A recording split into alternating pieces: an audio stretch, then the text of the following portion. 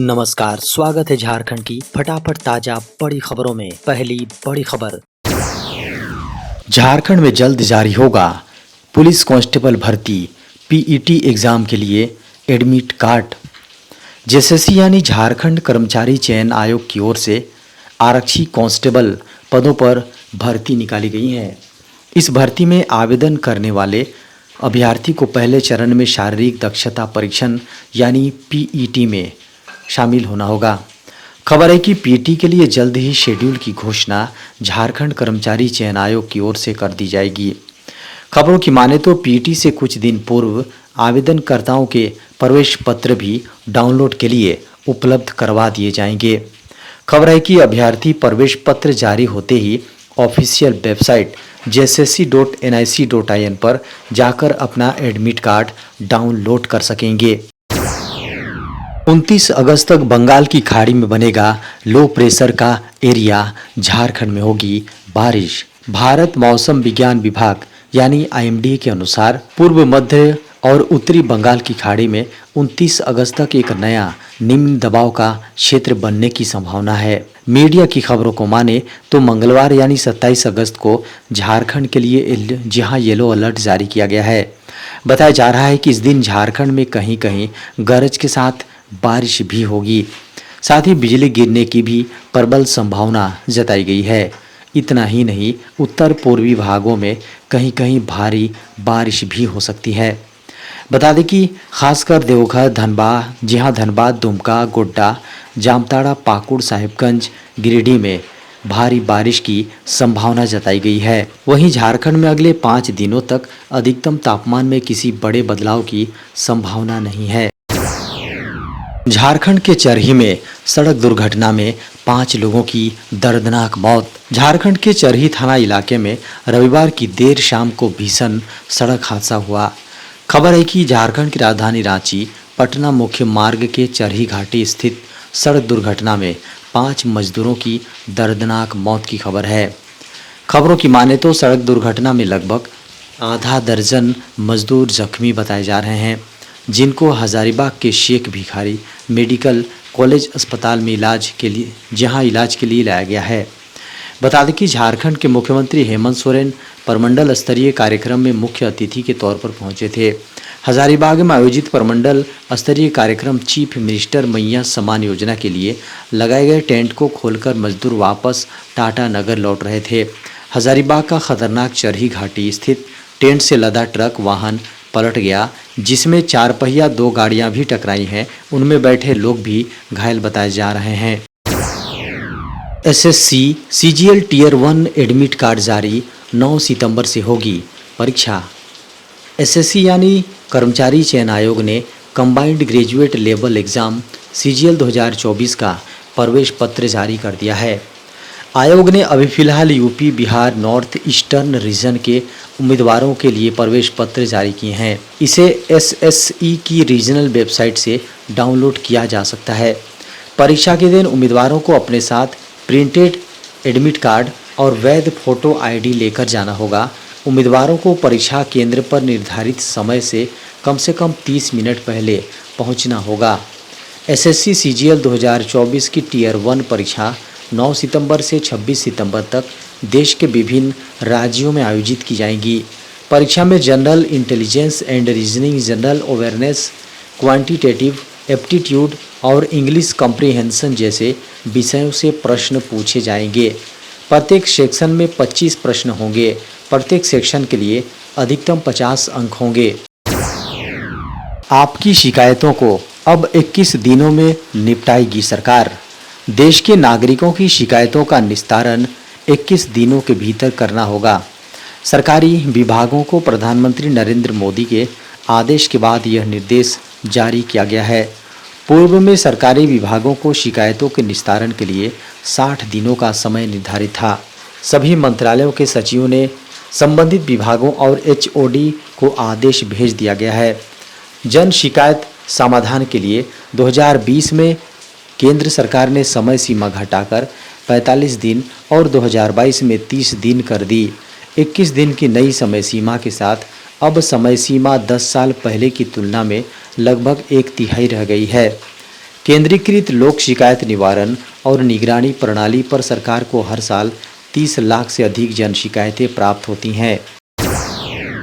Try ने लिया बड़ा फैसला, महंगे रिचार्ज की होगी छुट्टी, इन यूजर्स को मिलेगा फ़ायदा। ट्राई ने इंटरनेट सर्विस प्रोवाइडर्स को ब्रॉडबैंड प्लान की कीमत को कम करने का सुझाव दिया है। दूरसंचार नियामक ने अपने प्रपोजल में ब्रॉडबैंड कनेक्शन चार्ज को कम करने के लिए कहा है। ट्राई का यह सुझाव पब्लिक डेटा ऑफिस यानी पीटीओ के लिए इस्तेमाल होने वाले वाईफाई कनेक्शन के लिए दिया है। ट्राई ने अपने प्रपोजल में उन ऑफिस को शामिल किया है जो पब्लिक वाईफाई सर्विस उपलब्ध कराते हैं। सरकार का यह फैसला तय किए गए वाईफाई स्पॉट के नंबर को बढ़ाने के लिए है, जो तय टारगेट से काफ़ी कम है। दूरसंचार नियामक का मानना है कि पब्लिक डेटा ऑफिस के लिए इस्तेमाल होने वाले वाईफाई ब्रॉडबैंड की कीमत काफ़ी ज़्यादा है, जिसके कारण से काफ़ी यूजर्स का नुकसान हो रहा है। ट्राई ने अपने टैरिफ ऑर्डर के नोट में पाया कि लीज लाइन टैरिफ यानी LLT, fibre to the home यानी एफएफएचटी, जी हाँ एफएफटीएच के मुकाबले 40 से 80 गुना तक महंगा है, जिसकी वजह से यूजर्स इसका इस्तेमाल न के बराबर कर रहे हैं। एलपीजी की कीमतों के साथ रविवार से होंगे 6 बड़े बदलाव। सितंबर महीने के शुरुआत से ही कई बड़े बदलाव होंगे। इन बदलावों का असर सीधा आम जनता की जेब पर पड़ेगा। बता दें कि आने वाले रविवार से सितंबर महीने की शुरुआत हो जाएगी। इसका मतलब है कि यह अगस्त का आखिरी सप्ताह चल रहा है। हर महीने कई बड़े बदलाव होते हैं। इन बदलावों का असर आम जनता की बजट पर पड़ता है। बता दें कि हर महीने की पहली तारीख को एलपीजी सिलेंडर की कीमतें को अपडेट किया जाता है। तेल कंपनी कॉमर्शियल गैस सिलेंडर और घरेलू गैस सिलेंडर की कीमतों को अपडेट करती हैं। बता दें कि 1 सितंबर को इन दोनों सिलेंडर की कीमतों में बदलाव देखा जा सकता है।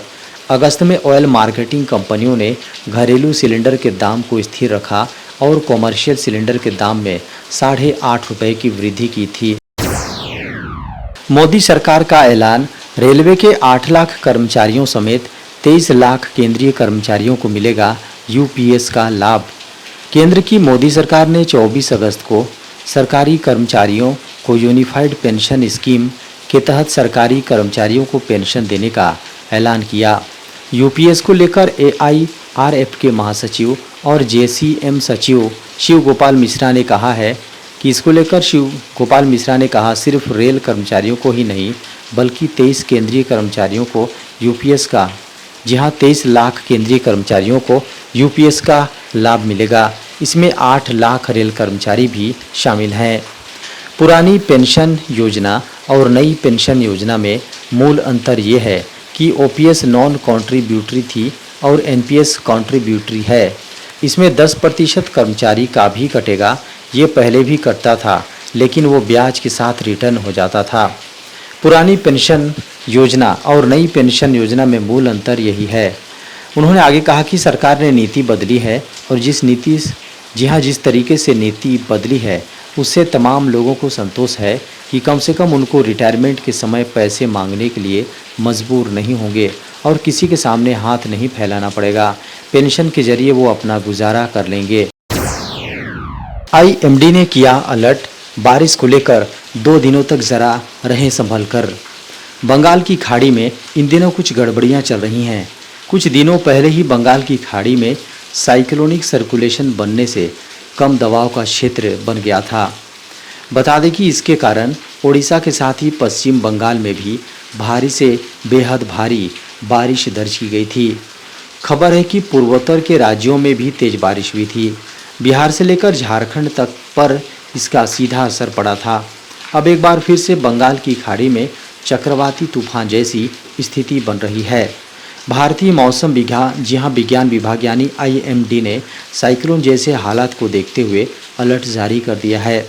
आईएमडी ने 2 दिनों तक भारी वर्षा होने का अनुमान जताया है। आईबीपीएस पीओ भर्ती के लिए आवेदन की अंतिम तिथि extend. Institute of banking personnel selection यानी आईबीपीएस की ओर से प्रोबेशनरी ऑफिसर मैनेजमेंट ट्रेनी भर्ती के लिए आवेदन की अंतिम तिथि को 28 अगस्त तक एक्सटेंड कर दिया गया है। जो अभ्यर्थी इन भर्ती में शामिल होने के लिए तय तिथियों में आवेदन नहीं कर सके थे, वे बिना देरी करते हुए IBPS की आधिकारिक वेबसाइट www.ibps.in पर जाकर आवेदन प्रक्रिया पूर्ण कर सकते हैं। रजिस्ट्रेशन के साथ ही एप्लीकेशन फीस जमा करने की अंतिम तिथि 28 अगस्त तय की गई है। बता दें कि अगर आप स्नातक उत्तीर्ण हैं और बैंक में सरकारी नौकरी करना चाहते हैं तो आपके लिए यह एक सुनहरा मौका है।